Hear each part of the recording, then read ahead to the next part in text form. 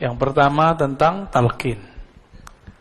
Nggak usah lah gitu-gitu amat. Nah, itu karena dia belum tahu rahasia talqin. Ya. Kalau kita mau tanya masalah zikir, jangan dengerin komentar orang awam. Atau ustadz yang awam dalam zikir. Ustadz ini kan juga ada spesialisasinya. Ada yang spesial sholawat.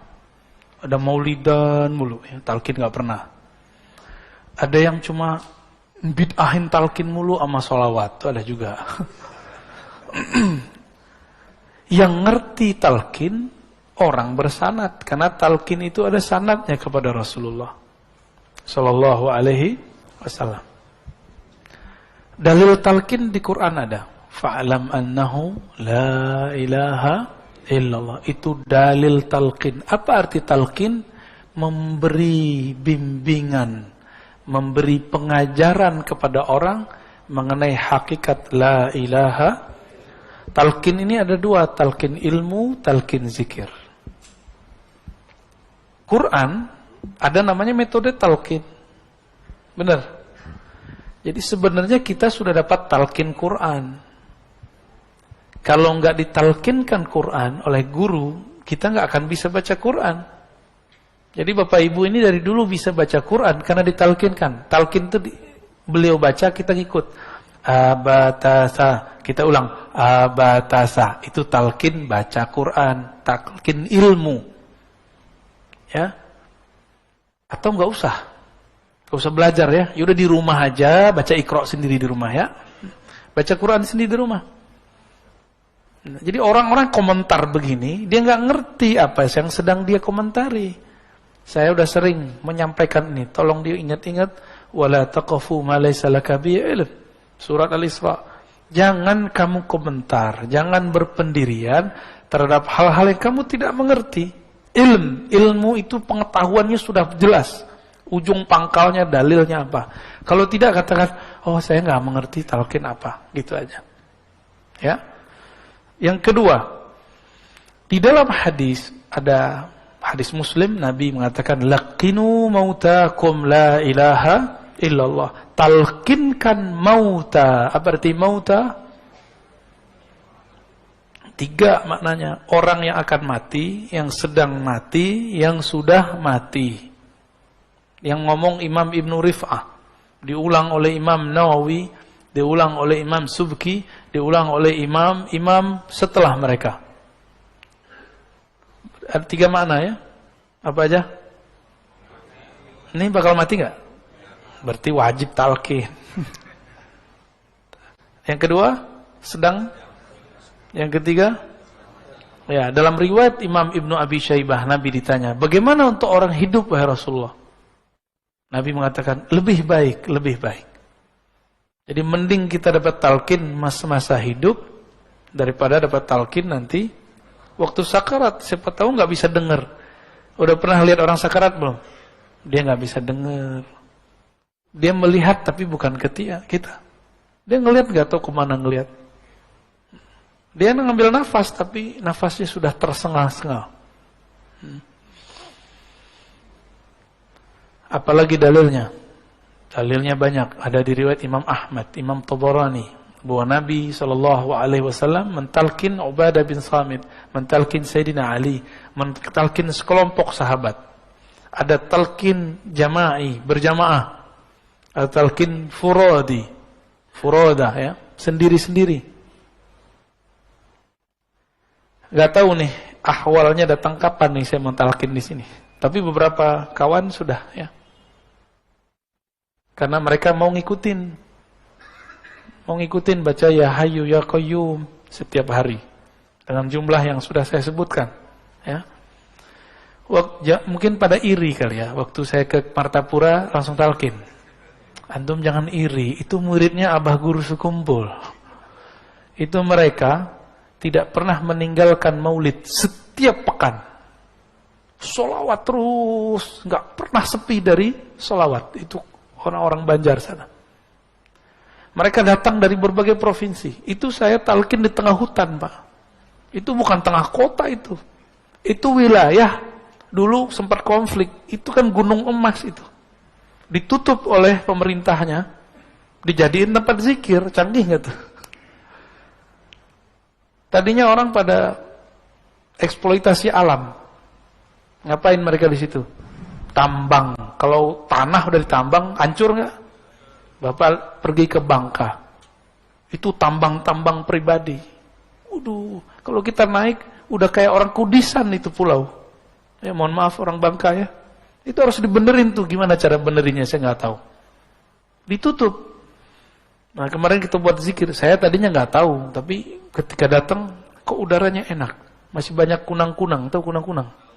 Ini pencirian dalam ekologi, kalau masih ada hewan-hewan tertentu, kita lihat, kita hirup baunya atau kita lihat indikatornya, berarti udaranya masih bagus. Dan orang datang ke situ. Kita dari kota tuh, kota Martapura, Banjarbaru ya. Ke sana jauh sekali ada 1 jam. 1 jam udah pakai patwal. Orang datang dari Sampit, dari Palangkaraya, dari Pontianak, dari Balikpapan, itu datang Pak. Dan itu muridnya Abah Guru Sekumpul semua, muhibbin mereka. Abah Guru Sekumpul wafat tahun berapa dulu? 2004 atau 2005? Ya, 2004 ya. Ini mereka santri beliau. Kalau setiap kali ada haul namanya, itu ramainya bukan main, jutaan. Pejabat aja nggak bisa masuk. Jadi mereka sudah muhibbin kepada wali Allah namanya. Abah Guru Sekumpul itu wali Pak. La syak bila niza'. Ya, nggak ada syak lagi. Karena wali itu penciriannya bukan kesaktian, tapi kenal kepada yang mengangkat dia jadi wali. Siapa yang angkat dia jadi wali? Allah. Kenalnya, ma'rifatnya luar biasa. Kemudian yang ketiga, di sana murid beliau, salah satunya Tuan Guru Wildan namanya, itu sudah mengijazahkan talqin secara ilmu hadis. Lah saya malulah, guru kita sudah mentalkin ijazah, tapi saya kok nggak ngasih talqin gitu. Antum doa aja lah ya, yang banyak. Semoga nanti aneh mau talqin di sini ya. Ya, insyaallah sekali sebulan kalau umur kita panjang, kita nanti akan ada masa kita talqin zikir di sini. Ya. Tahu kenapa saya belum talqin juga? Karena masih ada sir yang masih belum terima. Masih ada mikir. Kayak tadi. Ya zikir-zikir aja kayak habis sholat gitu. Dia lupa, dia zikir ba'da sholat itu juga ditalkinkan oleh imam. Itu talqin tuh, imam mengatakan astagfirullah, astagfirullah. Itu talqin itu Pak. Cuma talqin am, bukan talqin khas. Talqin yang dimaksud talqin khas, walaupun berjamaah. Ini berjamaah nih, tapi tekniknya khusus. Kalau am, imamnya baca sendiri, kita ngikut. Kalau khas, dibimbing kata per kata, lafaz per lafaz. InsyaAllah, ya doa aja lah ya. Kalau enggak sempat ya semoga husnul khatimah semua. Bagaimana dengan Al-Habib Rizik Syihab? Antum sudah tahu mauqif pendirian saya. Saya mencintai semua Habib. Semua Habib saya cinta. Mau Habib alim, Habib jahil, saya cinta. Mau Habib berpolitik, Habib tidak berpolitik, saya cinta. Karena dia zuriat Rasulullah SAW. Tapi saya punya pendirian. Saya juga ngaji, mereka juga ngaji. Mungkin kami beda guru. Dalam beberapa mazhab pemikiran, mungkin kami berbeda dengan Habib. Boleh nggak? Habib sama Habibnya beda. Habib Qori Syihab beda dengan Habib Rizik. Yang Habib yang sering isi di sini, Habib Jindan beda dengan Habib Rizik. Maka pro kepada salah satunya bukan berarti pro kepada kebenaran. Itu mahabbah antum aja. Senangnya pergerakan yang mana? Saya terbebas, terlepas dari semua pendirian keagamaan atau politik mereka. Saya cuma mengatakan ana uhibbukum ayyuhal habaib. Aku cinta kepada kalian semua. Karena Nabi SAW mengatakan, ahibbu ahla baiti hubban li. Cintailah ahlu baitku karena engkau cinta kepadaku. Karena saya memandang nasabnya Habib Rizik, nasabnya Habib Jindan, semuanya zuriat Rasul. Di darah mereka ada darah suci Rasulullah SAW. Karena hormat kepada darah mereka, nasab mereka, maka kita cinta kepada mereka. Tapi tolong bedakan cinta dengan fikrah. Ya. Kita doakan semoga Habib-Habib kita dijaga oleh Allah.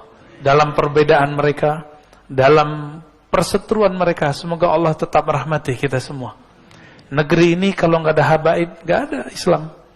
Itu Wali Songo, semuanya yang masih diperdebatkan ini Sunan Kalijaga, apakah beliau zuriat atau tidak, ya? Semuanya zuriat Rasulullah Sallallahu Alaihi Wasallam. Paling ada Prof. Slamet Mulyana dulu klaim itu keturunan Cina, kalaupun dia campuran, tapi nasab ayahnya zuriat Rasulullah. Sunan Gunung Jati, namanya apa? Asy-Syarif, pakai alif lam. Asy-Syarif Hidayatullah. Kenapa disebut Sunan Hidayat Jati? Ini Jati orang Cirebon. Jati, Jati, Zati. Sunan yang mabuk dalam ma'rifat zat Allah. Maka nama beliau Sunan Hidayat. Hidayat zat Allah. Itu maksudnya. Itu bukan cocok logi, Pak. Beliau nggak pernah nanam pohon jati, nggak ada.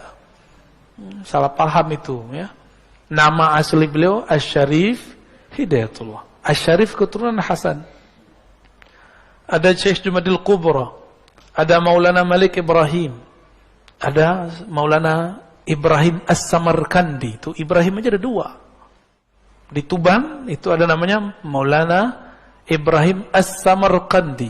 Hampir semua kiai-kiai tua di Jawa keturunan beliau. Makanya Gus itu tadi bukan Gus, Gus itu Sayyid aslinya. Raden itu artinya Sayyid. Dan ternyata Paku Buwono keberapa? Ke-9 keberapa? Itu masih zuriat. Dan di Solo juga ada perkawinan campuran antara sultan-sultan dengan mungkin istri-istrinya saya nggak tahu. Karena ketemu wajah mereka, saya bilang, ente Habib Sayyid, enggak, aneh keturunan Solo, gitu. Aneh keturunan ini segala macam. Ya. Dan kita cinta mereka semua. Di Pontianak ada kesultanan, ya, Al-Qadri, itu zuriat Rasulullah. Sampai ke Ambon, baik Ambon Selatan, Ambon yang sekarang ataupun Halmahera, itu zuriat Rasulullah Sallallahu Alaihi Wasallam. Itu mau kemana? Yang bikin kesultanan dulu di negeri ini, Kesultanan Banten, Sultan Hasanuddin, itu zuriat Syarif Hidayatullah. Ya? Mau apa lagi? Semuanya masih zuriat. Jadi kalau kita ini kurang ajar sama mereka, takutnya Rasulullah murka sama kita. Dan yang paling berat, bahwa nasab Nabi ini adalah pencirian Imam Mahdi. Maka ciri-ciri pengikut Dajjal di akhir zaman ini tidak percaya Habib, bahwa mereka keturunan Rasulullah Sallallahu Alaihi Wasallam, ya. Maka antum yang cinta dengan Habib Rizik, saya juga cinta Habib Rizik. Antum yang cinta Habib Jindan, saya juga cinta Habib Jindan. Apalagi guru-guru mereka, Al Habib Omar, ya, ada di Jawa Timur Habib Taufik. Tapi saya juga cinta dengan Habib Quraisy Shihab. Ya.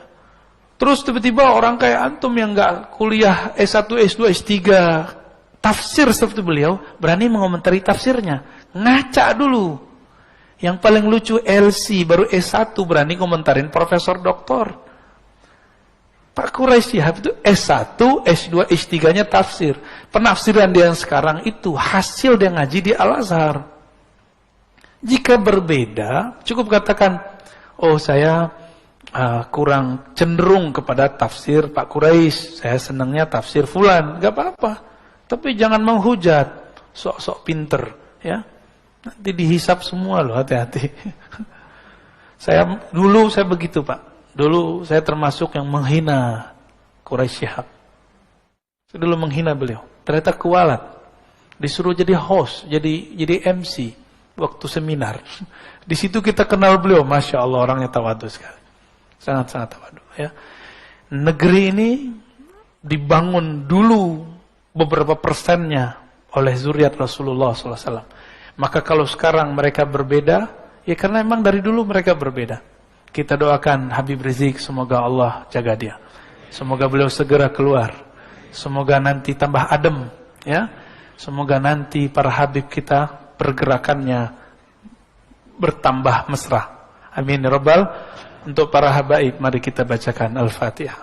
A'udzubillahi bismillahirrahmanirrahim. Iya, kenapa? Shiratal ladzina an'amta 'alaihim ghairil maghdubi 'alaihim waladdallin. Amin. Demikian Bapak Ibu, ya. Saya tidak berbicara politik, tapi di belakang politik aja. Semoga kajian ini diberkahi Allah, kita yang hadir semuanya dipandang dengan ridhonya, dengan rahmatnya. Amin ya rabbal alamin. Mohon maaf atas salah dan kurangnya. Allahumma salli ala nabiyyina Muhammad, subhanakallahumma wa bihamdika, asyhadu an la ilaha illa anta, astaghfiruka wa atubu ilaik. Assalamualaikum warahmatullahi wabarakatuh.